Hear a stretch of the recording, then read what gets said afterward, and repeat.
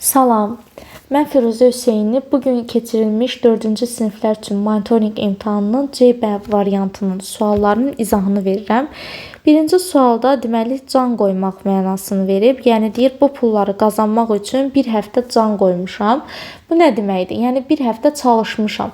Çalışmaq frazoji birləşməsinin də, daha doğrusu can qoymuşam frazoji birləşməsinin də qarşılığı dəridən qabıqdan çıxmaq da çalışmaq mənasını verir. Qan tərə batmaq da. Yəni 1 və 3 doğru cavab olacaq. A bəndi baş sındırmaq, düşünmək deməkdir. Cana doymaq isə bezmək deməkdir. Hansı cümlədə məcazi mənada işlənmiş söz var? Yadda saxlayın ki, bəzən bir sözü istehza ilə deyiriksə, yəni deyirəm ki, məsəl üçün, nə qədər çox işlədin, nə qədər çox işləyirsən, maşallah. Araya qoyuram, işləmir, yeyib içib yatır. Yəni dırnaq içində verməyim əslində mənim məcaziliyimi göstərir. O səbəbdən doğru cavab D bəndidir. Üçüncü sualda preparat sözün əslində bir çox sınaqlarda da işləmişik. Qarşımıza da çıxıb 4-cü sinifdəki preparat dərman deməkdir. Yəni nə xörək duzu, nə göbrə, nə də yuyucu toz deyil. 4-cü sual artıq emular mətni ilə bağlıdır. Mətnə əsasən hansı fikir doğrudur? Emular dünyanın ən böyük quşu deyil, dünyanın ən böyük quşu dəvə quşudur mətndə verib. Emular susuzluğa dözümlü deyirlər. Xeyr, emular əksinə susuzluğa dözümlüdür mətndə verib. Emular uçmasa da çox sürətlə qaça bilirlər. Bəli, emular uçmasa da çox sürətlə qaça bilirlər. Doğrudur. O səbəbdən C. Yalnız otla xeyr, yəni bitkilərlə də, su ilə də qidalana bilirlər. 5-ci sualda hansı suala cavab yoxdur? Emuların qidalanmağı verib, bitkilərlə, otla qidalanır. Emular hansı sürətlə qaçır? Şəkildə verib, saatda 60 km sürətlə. Baxın, belə mətnlər görürsünüz, bir bədii mətn var, bir elmi mətn var. Bu mətn isə şəkillə əlaqəli olan bir mətndir və şəkilə də baxmaq lazım idi bəzi məlumatlar üçün. Emular harada yaşayır? Emular nə qədər yaşayır? Emuların yaşadığı yeri vermişdi əslində ki, baxın, emular tək halda yaşayırlar. Avstraliya əsasən zonasında yaşayır. Yəni bunları bizə verib. Şəkildə o səbəbdən doğrudur. Emular nə qədər yaşayır, amma yaşama illəri barədə bir fikrimiz yoxdur. O səbəbdən cavab D bəndi.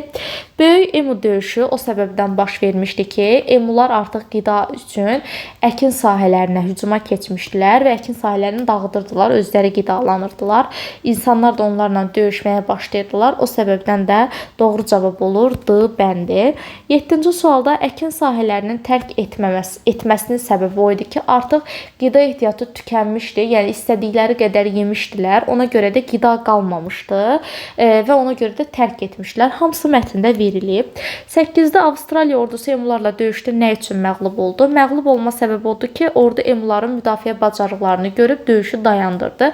Çünki emular çox güclü döyüşürdülər. Yəni çevik idilər, güllədən yayına bilirdilər və onu vura bilmirdi insanlar. O səbəbdən məğlub olmuşdular. 9-da 4-cü abzas da məhz emuların hücumundan danışır. Yəni emularda nə üçün hücum etmişdi? Qida üçün, qida uğrunda mübarizə aparırdılar. O səbəbdən də cavab C bəndidir. 10-cu sualda sonuncu abzasın əsas məqsədi nədir? Sonuncu abzasda baxın, emuların bacarığı dəvə quşu birinci hissədə idi. Yəni ortada, sonda yoxdur. O səbəbdən A getdi. Oxucuları zooparka getməyə məcbur etmir. Heç kim yəni bizi məcbur edə bilməz ki, filan yerə getməlisən. O sadəcə bizə maraqlı bir məlumatlar verir ki, bizdə emuya qarşı maraq oyansın və biz onu araşdıraq. O səbəbdən o sadəcə maraqlı məlumat verir, bəli, əldə etməyə çağırır. Cavab C bəndidir. İnsanlar emuları qorumağa, qayğı göstərməyinə ehtiyac yoxdur. Çünki emular onsuz da özlərini qoruya bilən güclü və çevik quşlardır. 11-də insanların təbiət qarşısında gücünün zəif olması məhz 4-cü abzasdadır. Səbəb də odur ki, biz deyirik ki, insanlar emularla döyüşməyə başlayırlar. Amma böyük emu döyüşü olur və nəticədə insanlar məğlub olur. Səbəb də odur ki, emular özlərini güclü müdafiə edə bilirlər. Yəni təbiət qarşısında dedikdə məhz o heyvanın qarşısında insanın aciz qalması, zəif olmasını nəzərdə tutur. O səbəbdən cavab A bəndidir. 12-ci sualda emular haqqında şəkildə verilmiş məlumatları müəyyən edin. Şəkildə baxın, emuların yumurtasının ölçüsü qoyulmuşdu və onların tək yaşadığı vurğulanmışdı. Əgər çoxalmağın götürsək, cütləşmək çoxalmaq deməkdir bir növ. Amma bizə deyir ki, əsasən tək yaşasa da, deməli tək yaşamaq daha çox üstündür. O səbəbdən 1 və 3 A bəndi. Daha sonra ikinci mətnimiz qovaq ağacı mətni idi. Uzun bir mətn idi, vaxt aparırdı. Burada hekayə xəttinə əsasən səhvləri istəyir. Bax, düzü yox, səhvi istəyir. Göbələyi gündüz bişirirdilər. Şəhərdə bişirmirdilər. Çünki bişirəndən sonra deyir, şəhərə qayıtdılar. Deməli, şəhərdə deyilmişlər. Yanğın isə meşədə baş verir. Yanğın meşədə baş verir və gündüz olmur. Yanğın artıq gecə olur. Çünki orada verilmişdi ki, artıq hava qaralmışdı. Ona görə də yanlış fikirlər olur. 2-3 A bəndi. 14-də mətndə verilmiş ifadələrdən hansı məcazi mənadadır? Baxın, qığılcım yuxudan oyana bilməz. O səbəbdən doğru cavab C bəndidir. 15-də meşədə pis bir hadisə oldu. Baxın, meşədə pis bir hadisə olmağına səbəb ocağın orada yanar olması da var, közün yəni yanar olmağı da var, küləyin başlaması da var. Amma sırf pis bir hadisə deyəndə küləyin başlaması yox da, yəni yanğın olmasa külək orada heç nə edə bilməzdi. Yəni yanğının baş verməsi nəzərdə tutulur. 16-da deyir Zaura aid olan fikirlər. Baxın, Zaur 1-ci qovaq ağacın mətnin sonunda çərçivə hissəsində verilmiş hissəsində deyir ki, görəndə ki, quruyub ağac, çox pis vəziyyətdədir yanan ağac. Görəndə göz yaşını saxlaya bilmir, yəni 2 var. Bir də qovağı nənəsinə oxşadırdı və Tural da onun sözünü təsdiq eləyirdi ki, hə, mənim də nənəm belədir. Doğru cavab A bəndi. 17-də uşaqlar yaşadıkları bu hadisədən sonra hansı qərara verəcəklər? Baxın, biri var deyir, meşəyə gedəndə özləri ilə su aparacaqlar. Suyu aparmaqdansa deyərik ki, biz o közü orada yanar qoyma. Ümumiyyətlə deyərəm, hətta meşədə ocaq qalama. Beşiyə yalnız böyüklərlə geçsək belə biz bunu etməməliyik. Ona görə hər ikisi də səhvdir. Bir daha ocaq qalamayacaqlar. Xeyr, qalayacaqlar əlbəttə ki, amma meşədə qalamazlar. Bizə isə meşədə söhbət getmir. Yəni ümumən deyir uşaqlar necə reaksiya verəcək? Cavab C bəndidir. Çünki deyirik ki, ocağın istənilən yerdə, istəyirsən meşədə ol, istəyirsən səhrada, axırı ocağın söndüyünə əmin ol, daha sonra oradan uzaqlaş. 18-də elə cavab A-dır. Çünki elə burada təbiətdən danışır. Təbiətdə də, mətndə də bizə deyir ki, yaşıl dünya namını həmrəylik ilə vurğulayır axı bunu bu il üçün. Deməli, yaşıl dünya namını həmrəylik ilə nə idi? Bizim təbiətə göstərdiyimiz, ağaclara göstərdiyimiz qayğı və sevgi idi. Yəni, mövzumuz təbiətə qayğı. Buradan çıxartdığımız nəticə isə hər birimiz təbiəti qorumalıyıq, çünki borcumuzdur. 19-da onlar inandılar ki, qovaq yenidən yaşıllaşacaq. İnanma səbəbi oydu ki, deyirlər ki, biz bu ağaca hər gün su verək. Çoxlu su versək, o yenidən yaşıllaşacaq. Çərçivədə verilmişdi. Doğru cavabdır bəndidir. Çərçivədə verilmiş hissə təbii ki də çoxlu su yox, peşmanlıq əsasən ağacın, belə deyək, meşənin yandığını görəndə olur. Zaurun göz yaşları verilir, amma onlar pis olaraq qutarmır da. Hekayəmiz yaxşı qutarır. Yaxşı qutarır ki, o yaşayacaq. Buna inanırlar. O səbəbdən cavab D bəndidir. 21-də mətnin məzmununa əsasən doğru cavab meşədə yanğın baş verdiyi üçün uşaqlar özlərinin bu yanğına səbəb olma ehtimalına çox üzüldülər. Bəli, həqiqətən də pis olurlar və yaşayacağına ümidləri olan ağaca qulluq edirlər, ona su verməyə başlayırlar. Hərəmiz bir ağac əkək kampaniyası yoxdur. İştirak edərək təsəlli tapmaq istəyirlər istəməsinə, amma yanğın söndürənlər isə buna icazə vermir. Çünki onlar uşaqdır.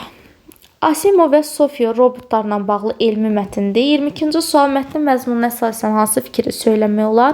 Ümumiyyətlə, burada robotlar həyatın hər sahəsində insanları əvəz edə bilər. Xeyr, elə sahələr var ki, hələ də insan əməyi işlənilir orada. Yəni, robotlar onu əvəz edə bilmir.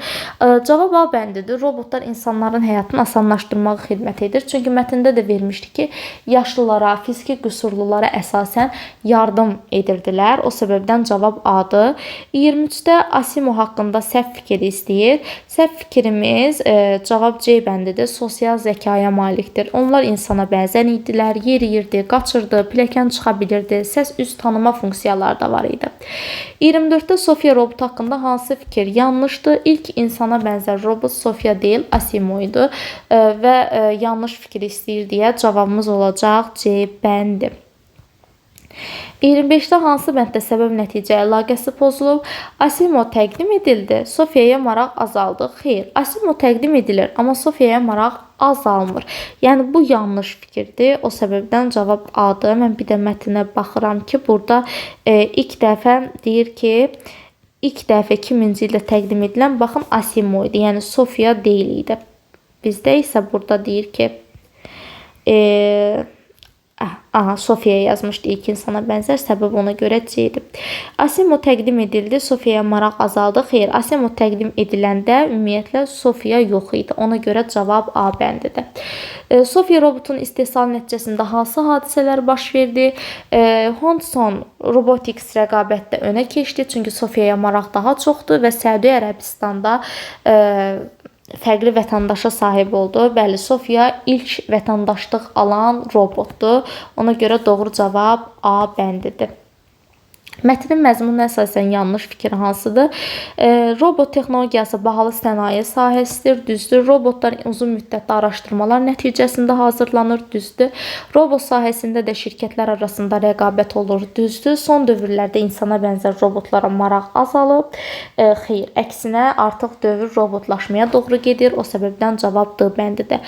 Asimovun istehsalı nə üçün dayandırıldı? Çünki Asimov istehsal olunurdu, sadəcə artıq rəqabətə tab gətirə bilmədi. Sofiya daha yaxşı, daha maraq oyatlı insanlardı. Ona görə də rəqabəti dayandırdılar. Cavab B bəndi. 29-da Honda şirkətinin 2018-ci ildə verdiyi qərar hansı fikri söyləməyə əsas verir? Rəqabətə dözümsüz məhsulların istehsalı dayandırılır. Bəli, elə 28-ci sualda da dedim ki, əgər rəqabətdə hansı geri qalırsa, o funksiyasını dayandırır. Cavab A bəndidir. 30-da 3-cü abzası hansı yarımbaşlıq adlandırmaq olar? 3-cü abzasda məhz rəqabətdən söhbət getdiyi üçün də cavab olacaq C bəndi. Riyaziyyatın suallarına baxırıq. Bir göz dərmanı aptekə 1,1 litrlik qablarda gətirilir. 1 litrin 1000 millidir, 500-də yarım litrdir. 1000 ilə 500 topladıqca 1500 millidir. Və bunu 30 millilik şüşələrə doldururlar. Ona görə 1500-ü bölürəm 30-a, cavab deyir 50 C bəndi. 32-ci sual uşaq sualı idi. Yəni birinci sinif sualı idi. 8-i neçəyə vursaq 56 edir. Təbii ki də 7-yə cavab B bəndidir. 33-də isə elə şagirdimiz çox gözəl belə burada yazı yazıb. Yəni biz baxırıq 100 minlik 3 dənədir. 10 minlik 3 dənədir. Minlik yoxdur. 100lükdə 2 dənədir. 10luqda 1 dənə, təklikdə isə 3 dənədir. Bizdə deməli baxın 1 burada da 0-dır da indi 1, 2, 3, 4, 5 dənə. 100 minliyin arxasına 5 0, 10 minliyin arxasına 4 0, minlik yazmırıq. 100lükdə 2 0, 10luqda 1 0, təklikdə isə heç nə olmur və cavab D bəndidir. C bəndi sadəcə 1 olduğu üçün səhvdir. 34-də isə qız şagirdlərini tapmaq istəyirəm. 40 dənə şagirddir. 40-ı böldüm 2-yə, vurdum 1-ə. Yəni 40-ın yarısı 20 dənə qız gedir.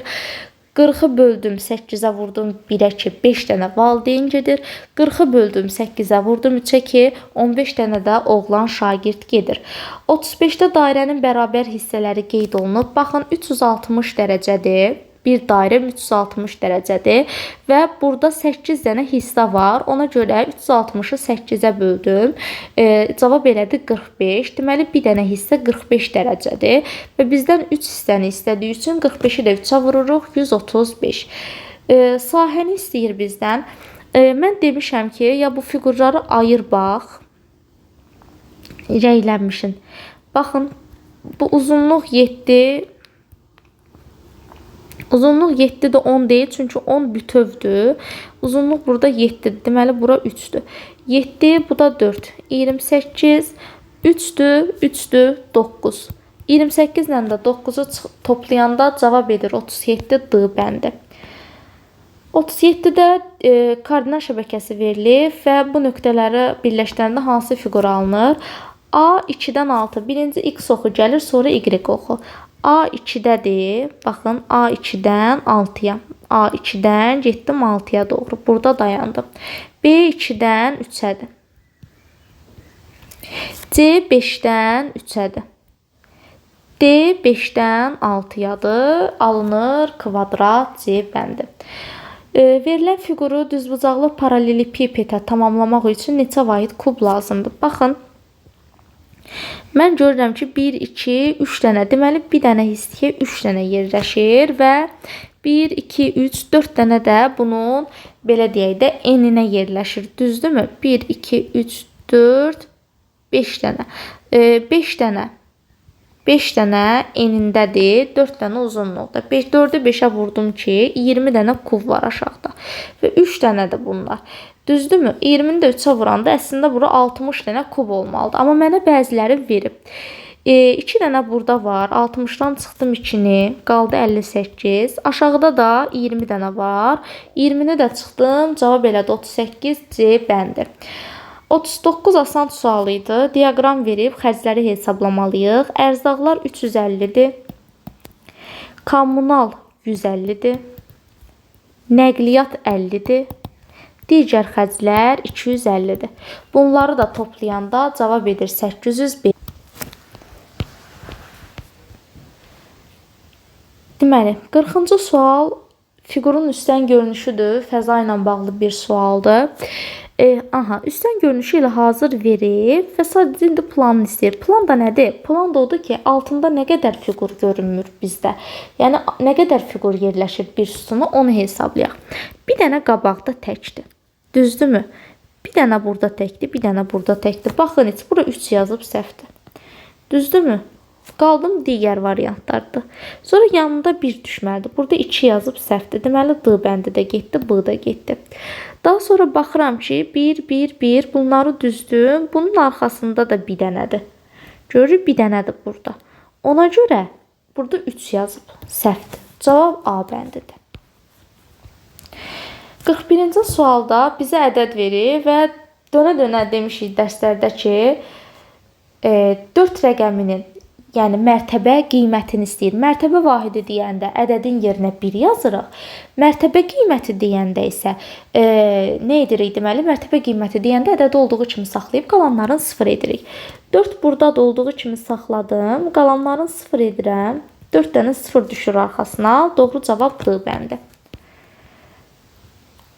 42-ci sual boş xanaya uyğun ədədi müəyyən edin. 1 dəqiqəm 60 saniyədir. Son mövzular 60-ı 4-ə bölüb vurmaq lazım idi 3-ə.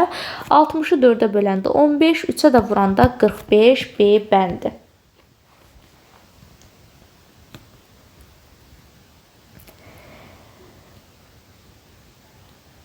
43-cü sual. ABC bucağının tərəflərinin ayırdığı rənglənmiş hissə dairənin altı. Bura 6-da 1-dir.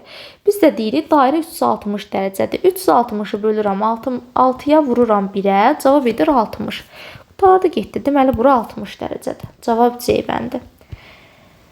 44 asan sual idi. Baxın, 3 dənə A var. A da 175-dir. Gedirəm 175-i vurdum 3-ə 525.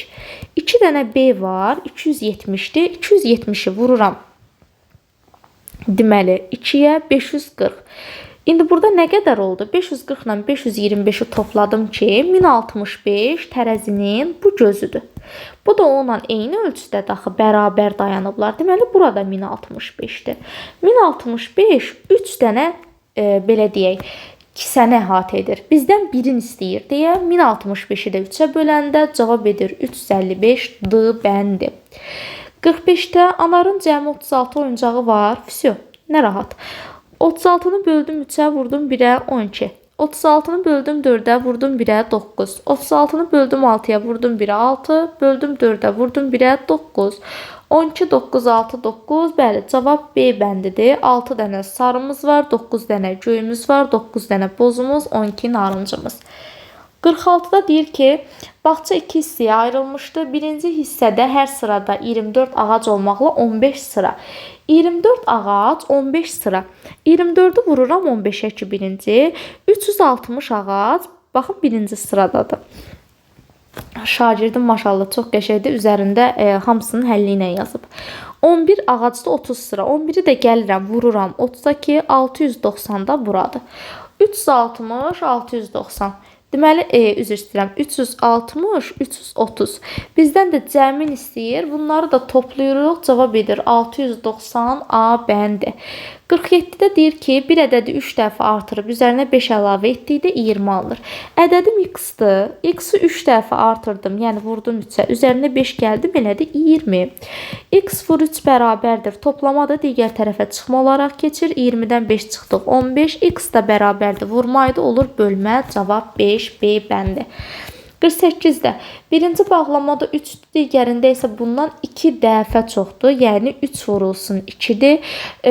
Birinin də kütləsi 2. Bizdən cəmi deyir deyə toplayırıq. Birinin kütləsi 200 olduğu üçün vururuq 200-ə. Doğru cavab olur A bəndi. 49-da element bucağının tərəflərinin ayırdığı rənglənmiş hissə dairənin 5də 1 hissəsidir. Yenə dairədən çox sual salıblar.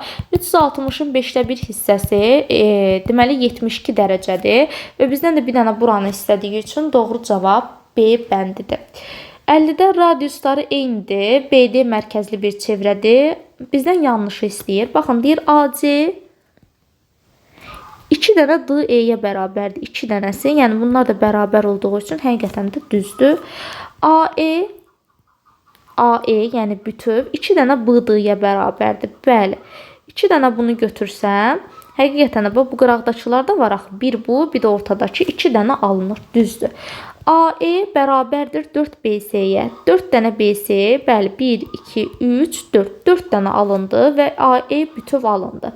Amma AB deyir. AB CE-yə bərabərdir. Burada 2 dənə radius var. Burada 1 dənə. Deməli, səhv cavab D bəndidir. 51 10 minliklərə qədər yuvarlaqlaşdırdıqda 110 min alınan ədəd hansıdır? Baxın, cavab C bəndidir. 10 minlikləri tapıram birinci. Daha sonra yuvarlaqlaşdırıram. 1-dən sonra 8 gəldiyi üçün 2-yə keçir. 0-dan sonra 4 gəldiyi üçün olduğu kimi qalır. 100 min olur. 1-dən sonra 5 gəldiyi üçün 120 min olur. Cavab C bəndidir ki, 9 gəlib 0-dan sonra o da olur 110 min. 52-də tənlidir. Birinci 360 ilə 540 toplayırıq, edir 900. 8100-ü də 900-ə böləndə cavab edir 9 C bəndi. 53-də bir yük maşını 3 saat ərzində müəyyən qədər yol gedir. Növbəti 3 saat ərzində yük maşınının sürəti 2 dəfə artırıldı. Bu zaman yük maşınının getdiyi yol əvvəlki 3 saat ərzində gedilən yol müqayisədə necədir? Bir yük maşını 3 saat ərzində müəyyən qədər yol gedir. Və 3 saat ərzindən yük maşınının sürətini 2 dəfə artırdılar. Əvvəl x-la gedirdi, sonra 2x-la getdi. 3 saat burada yol gedib. Növbəti 3 saatda da burada yol gedib. Yəni 2x-dır. Bunu da 3-ə vururam. 3 saatda belə yol. Deməli, burada 3x oldu. Burada oldu 6x. Yəni x-lar heç 6 da 3-dən 2 dəfə çox olduğu üçün cavab D bəndidir. 54-də çaşdırıcı bir məqam buydu. Əsasən burada çaşmışıq. Deməli, CBA baxıram ki, iti bucaqdır. Deməli, CBA bucaq ABC və yaxud da ola bilməz. Getdi. Bəli, LNM. LNM var. Düzdür. Bunu götürürəm. Burada bu səhvdir. Burada X, Y, Z var. İndi buna baxın. Bax, X, Y, Z. Bu belə deyil. Baxın, X burada olsaydı, X bu biri tərəfdədir. Yəni, belə gedir. Bu da iti bucaqdır deyə olmaz. Cavab A bəndi. 55-də film saat çox uşaq 20-22 yazıb burada. 18:42-də başlayıb. 90 dəqiqə də nə deməkdir? 90-ın içində bir dənə 60 var deyə 1 saat 30 dəqiqə. Bunları toplayanda edir 19:72. 72 qala bilməz. 72-dən 60-ı alıb verirəm bura 1 saat kimi 20 qalır. 72-dən də 60-ı çıxanda 12 qalır. Cavab B bəndi. Açıq suallar. Qalıqlı bölmə əməlində bölən 8-dir. Qismət 7-dir. Buna görə bölünən ən çox neçə ola bilər? Qalıqlı bölmə deyir deyə və ən çox qiymətini istəyir deyə mən qalığa ən böyük qiymət verməliyəm. Qalıq böləndən kiçik olmalıdır deyə 7 yazdım. 8 vur 7, üstə gəlinsin 7, cavab 63 doğru cavabdır. 57 A 201-dən kiçik bərabərdir. O deməkdir ki, A burada 201 də ola bilər, 200 də ola bilər, 199 da ola bilər. Bunların cəmi isə 600 edir. 27 il əvvəl Ayselin 14 yaşı var idisə, 14 ilə 27-ni toplayırıq ki, birinci, Ayselin indi 41 yaşı var. 7 il sonra deyir deyə 41-in də üstünə 7 gəldi, cavab etdi 48. 59-da 100-yə qədər yuvarlaqlaşdırdıqda 500-ə bərabər olan ən böyük və ən kiçik ədədlərin cəmini tapın. Ən böyük ədəd 549-dur. Çünki 550 yazsaq artıq 600 olacaq. Ən kiçik ədəd isə 450-dir. Çünki 449 yazsaq 400 olacaq. Bunların da cəmidir 999 doğru cavabdır. Sonuncu sual 318 ədədindən əvvəl gələn ilk iki ardıcıl cüt ədədim 316 və 314-dür. Bunların cəmi deyir 630. Ən böyük üç rəqəmli cüt ədədim isə 998-dir. Nə qədər böyükdür deyir, yəni fərqini istəyir. O səbəbdən çıxırıq. Cavab deyir 368. Nəticələrinizi rəylərdə bölüşməyi unutmayın. Növbəti izahlarda görüşənədək